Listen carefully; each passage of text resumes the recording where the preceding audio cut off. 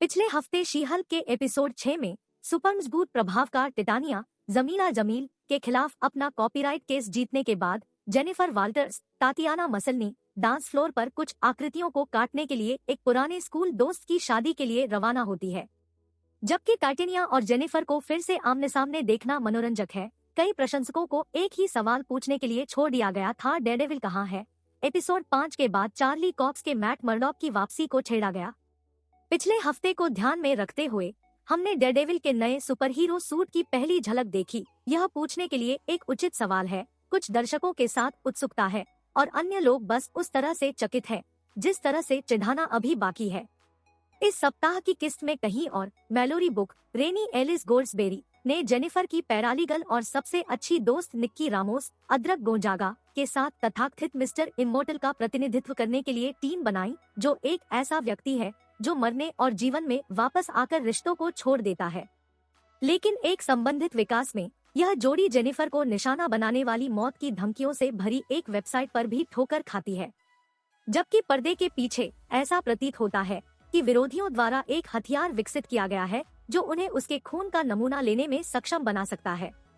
पिछले हफ्ते superhero fashion designer Luke Jacobson Griffin Matthews की कार्यशाला में डेयरडेविल के नए स्नेजी गोल्ड हेलमेट को देखे जाने के बाद कई प्रशंसकों ने माना कि इसका मतलब है कि डेविल ऑफ हेल्स किचन एपिसोड 6 में दिखाई देगा।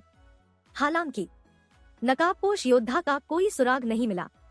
इसके बजाय जेनिफर ने चौथी दीवार के ब्रेक के दौरान दर्शकों से कहा कि यह एक आत्मनिहित शादी का एपिसोड होगा, यह स्वीकार करते हुए कि कहानी का समय असुविधाजनक था, इसलिए वास्तविक जीवन में शादियां होती है, यह संकेत देते हुए कि दर्शकों को बस सौदा करने की जरूरत है। इसके साथ कई प्रशंसकों ने अपनी निराशा व्यक्त की कि मैट मर्डॉक एक आश्चर्यजनक नो शो था। एक ट्वीट के साथ एक और सप्ताह बिना डेयरडेविल या पोस्ट क्रेडिट दृश्य के नीचे, वे हमारे साथ ऐसा क्यों कर रहे हैं। एक अन्य ने शो के लेखों को चतुर करार दिया, उनसे सवाल किया कि अचानक शादी का एपिसोड क्यों हुआ। टिप्पणी करते हुए, मैं एक शादी के एपिसोड की तरह था जबकि हम डेयरडेविल की प्रतीक्षा करते हैं। और फिर उसने सचमुच कैमरे की ओर रुख किया और मुझे बाहर बुलाया। जबकि कई लोगों ने इस बात की शिकायत की थी कि डेयरडेविल दिखाई देगा, अन्य लोगों ने बताया कि शी हल्क को देखने का मतलब केवल एक और प्रिय चरित्र के लिए एक कैमियो करने की प्रतीक्षा करना नहीं होना चाहिए। हमें बस यह देखना होगा कि क्या मैट करेंगे कार्यक्रम में अगले एपिसोड में शामिल हो, या यदि वह अंत में समापन समारोह के लिए एक दावत बन जाएगा। टिटानिया ने जेनिफर से कहा कि उनका कोर्ट द्वंद्व उनके विरल मैच का अंतिम नहीं होगा और वह अपने वादों को तोड़ने वाली नहीं है। जेन के हाई स्कूल के दोस्तों में से एक की शादी टिटानिया एक अतिथि के रूप में आई। उसने जोर देकर कहा कि वह केवल इसलिए थी क्योंकि वह दूल्हे के एक दोस्त को डेट कर रही है। बेशक जेन और दर्शकों को पता था कि यह एक चाल थी, क्योंकि टिटानिया ने तुरंत एक बहुत नशे में जेनिफर को चूसने वाला घूंसा मारा, जबकि वह मानव रूप में थी। शुरुआत से ही उसे एक और लड़ाई के लिए लेने का इरादा था।